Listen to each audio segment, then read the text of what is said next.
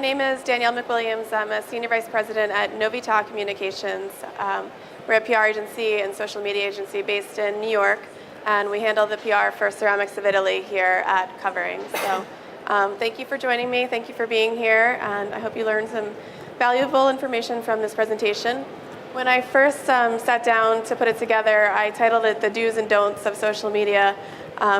I'm a pretty positive person, though, and I realized most of my presentation is about the do's of social media. So I'll touch on a few don'ts, but it's a pretty positive presentation.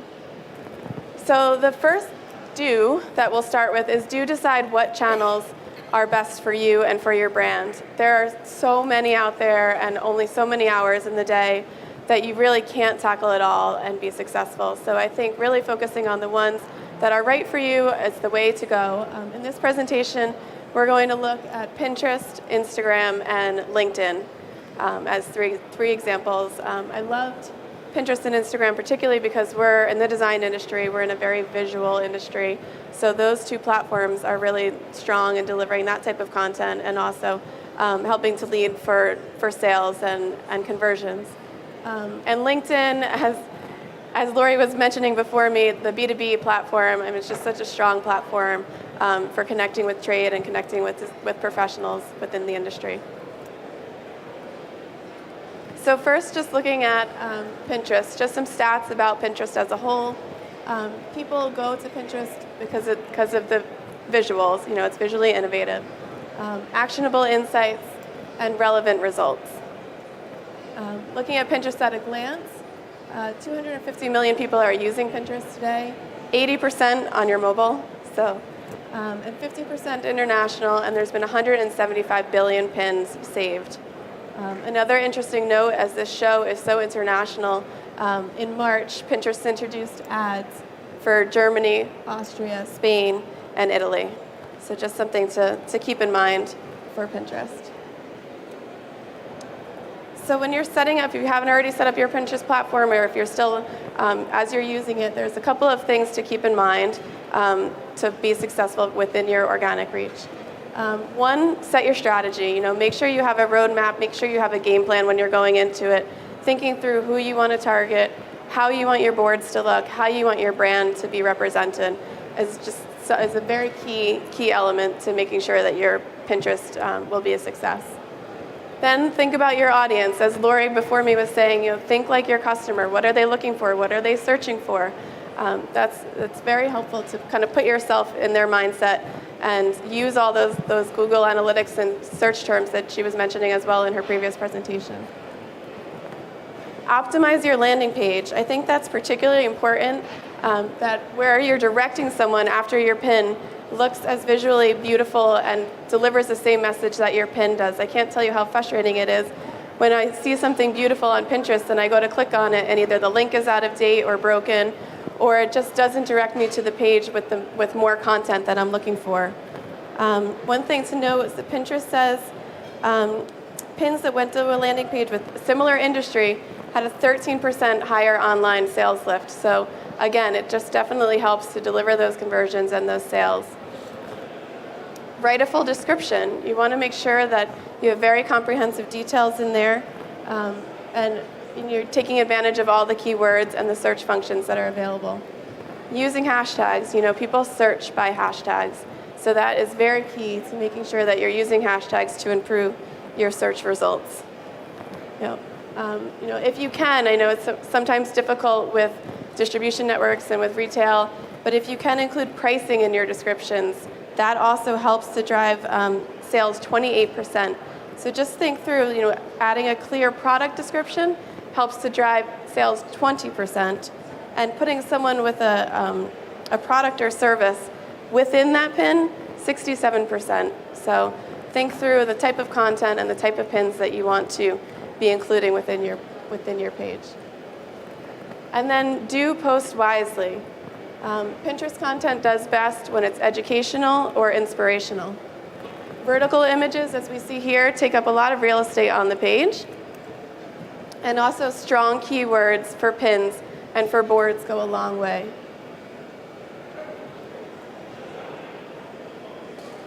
The best pins are generally visually compelling, tell a good story, and make people want to learn more. So I thought this one was great. Sometimes Pinterest and Instagram are different. On Instagram, you don't really want to be showing all these words and these overlays. On Pinterest, they highly recommend it. They highly recommend having the overlay. Having your logo visible also is very helpful. If you think about it, as people are using Pinterest and are repinning, you want to make sure that they know which product they're ultimately looking at and making sure that they can connect back to your brand. So keeping that logo subtly in the picture and having a very strong call to action or text overlay is very important when it comes to Pinterest. Make your brand the focal point. So here I thought Refn did a great job. This is part of an ad campaign that they are running on Pinterest, and they have a series of different images and different taglines associated with it. But the image is so inspirational and just so eye-catching and highly visual. Again, I spoke about including your logo and adding a text overlay. As I mentioned, some pins that have a call to action text overlay will increase your sales by 6%. So thinking through what you want this content to look like is extremely important for Pinterest. Any questions on Pinterest before we jump to Instagram? And mostly I'm looking at kind of how to elevate your organic reach. But obviously using all of the tools and the advertising tools that are available to you. Even just calling your Pinterest rep. I mean, we just picked up the phone call, made a great relationship with a rep at Pinterest, and she was able to walk us through our whole strategy, really give us insider views, letting us know what pins are working better than others and what platforms. So just making sure that you can connect with the professionals that are available and using their customer service. So now looking at Instagram, people come to Instagram to be inspired and to discover things that they care about. It connects passions. Again, it's very visual, and it sparks exploration. Instagram at a glance, 25 million plus. I've focused on the business side of Instagram, so 25 million plus business profiles worldwide. 2 million plus advertisers are using it to share their stories and to drive business results. 80% of accounts follow a business platform. And 60% of people say that they discover a product or a service through Instagram. Also, 500 million plus accounts use Instagram stories every day. So a couple of things. First, you want to make sure that you're optimizing your Instagram. One thing is to use a profile tracking link. So something as easily as going to bit.ly, it's bit.ly. You can create your own customized link, and it's fully trackable. So you can see who's going to your page and if it's working. Another important thing is to A/B test your Instagram info.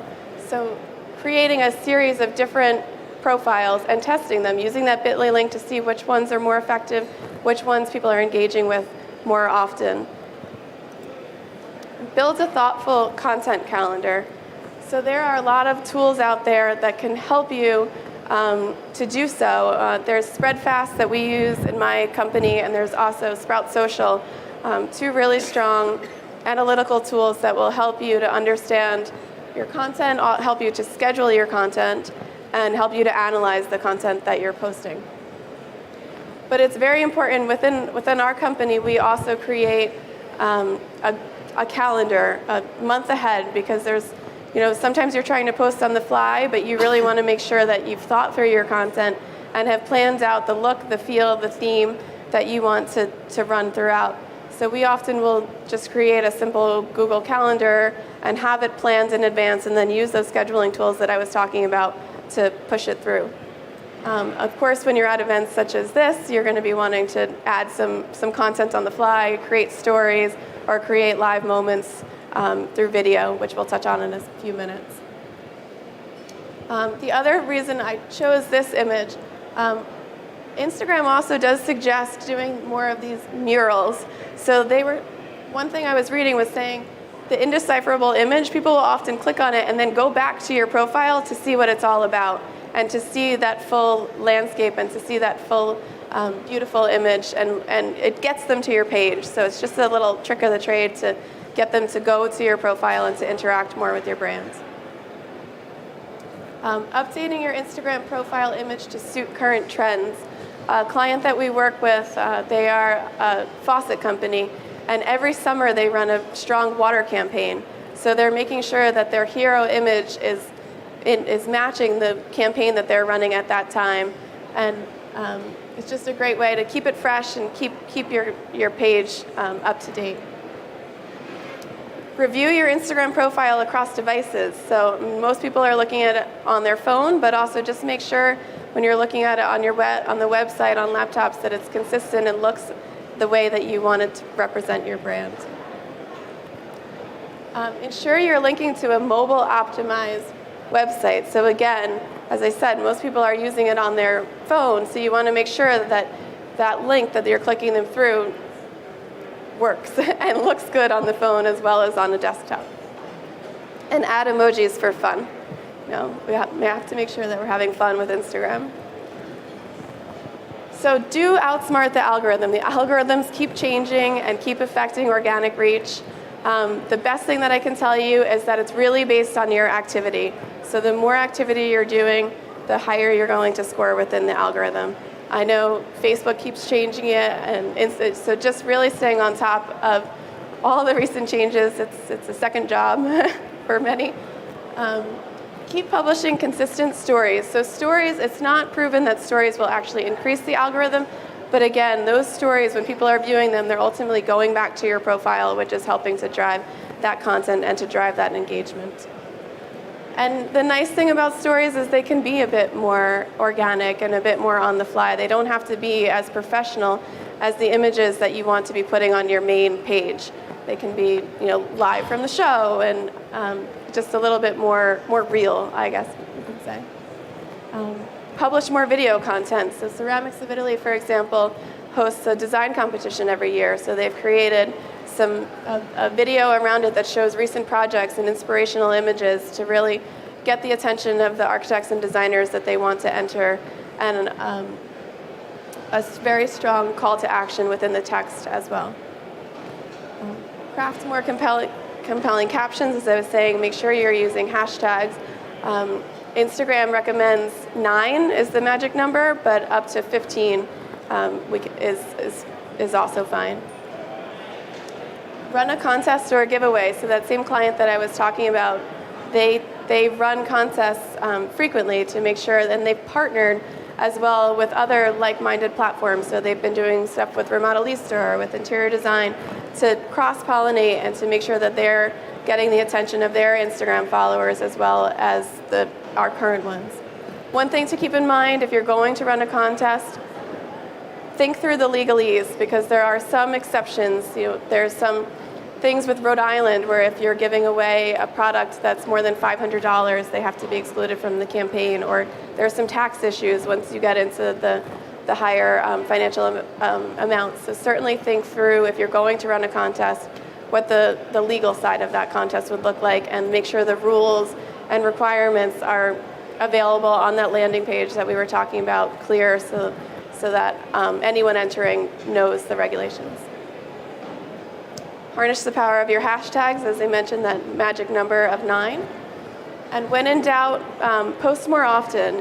There's no rule saying you only have to post 2 or 3 times a day. Again, with this organic reach, you definitely want to make sure that you're posting frequently so that you're hitting your audience at key moments. The next slide looks a little bit closer at when to post.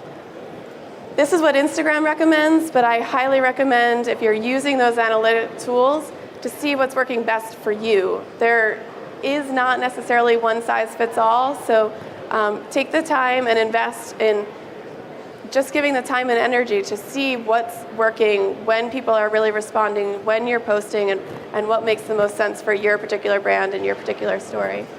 As a baseline, we can use the recommendations from Instagram.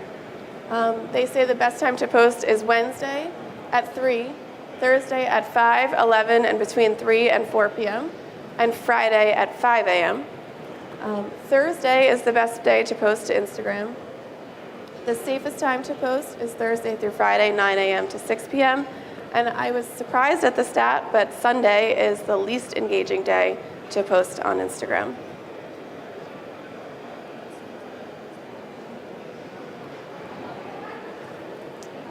Any questions?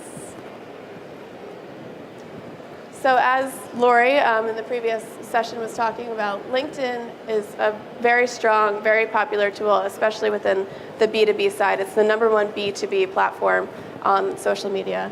560 million professionals using LinkedIn, and 4 out of 5 LinkedIn members drive business decisions. It has 2 times the buying power of the average web audience, and as I mentioned, the #1 B2B platform for lead generation.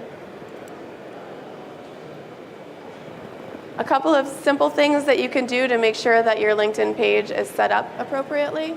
You do want to complete your profile. You want to have a description and lead with relevant words. So using Google to search and understand what relevant words, what your consumers and customers are looking for. And phrases that describe your company's mission and purpose. You do want to add your logo and a cover image. I pulled this one from Interior Design Magazine. They are taking part in NYC by Design, which is an event coming up in May. So they've switched their profile image to one that is representative of an event that is coming up. So they're constantly refreshing it and making sure that the page is up to date and delivering useful content to their followers.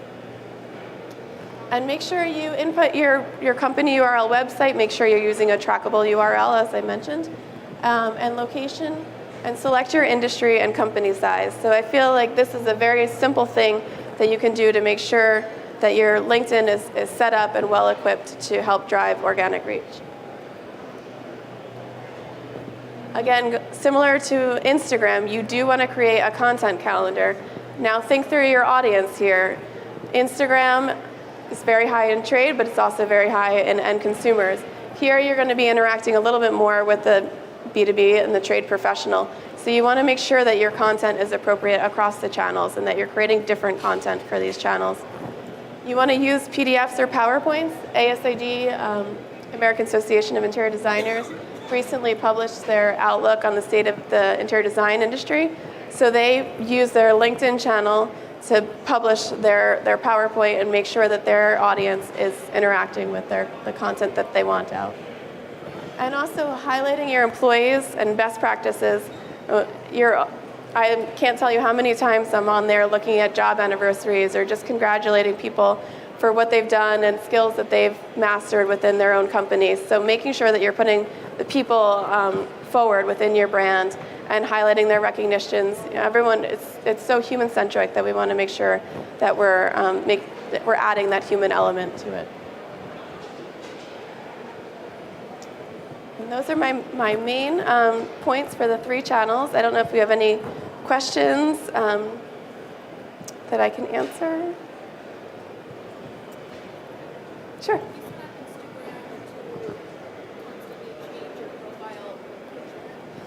You want to change your profile based on like seasonal trends or based on current campaigns that you're running. So if you're not, you don't necessarily have to, but just to keep it fresh. And if you're really trying hard to promote something, then I think it's worth changing that.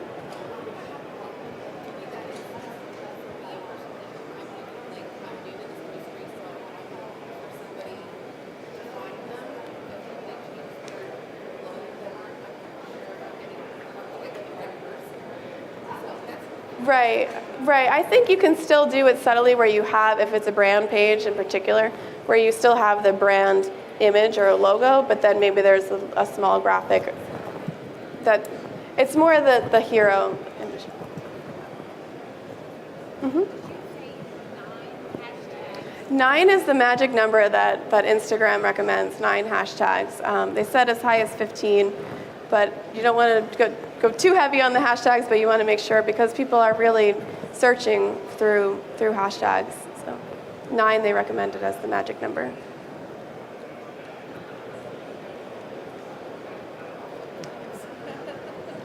Any other questions? All right, well, thank you so much, everyone. There's the session evaluation, and also I just wanted to make sure you had my contact information.